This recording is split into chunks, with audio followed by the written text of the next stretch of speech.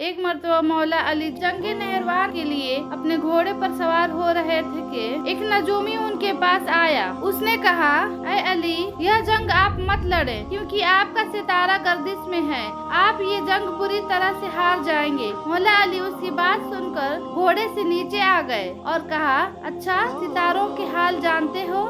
نجومی نے جواب دیا، ہاں میرا یہی کام ہے، میں ستاروں کو دیکھ کر انسان کا حال بتا سکتا ہوں اور آپ کے ستارے گردش میں ہیں، اسی لیے آپ کو بتایا کہ آپ جنگ ہار جائیں گے۔ مولا علی نے کہا، اچھا وہ سامنے ایک گھوڑا ہے جو پیٹ سے ہے، بتاؤ اس کے پیٹ میں نر ہے یا مادہ؟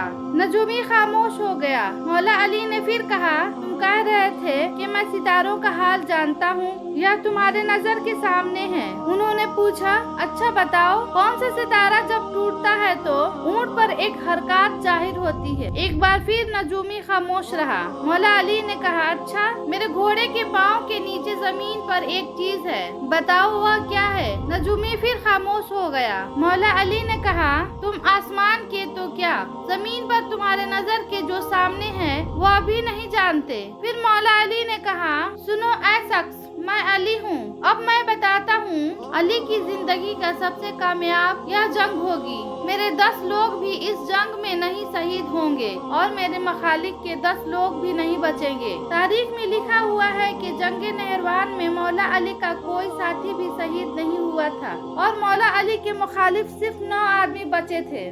آپ کا شکریہ کہ آپ نے یہ ویڈیو دیکھا۔ ہمارے چینل کو سبسکرائب کریں اور کمنٹ میں سبحان اللہ لکھنا نہ بھولیں۔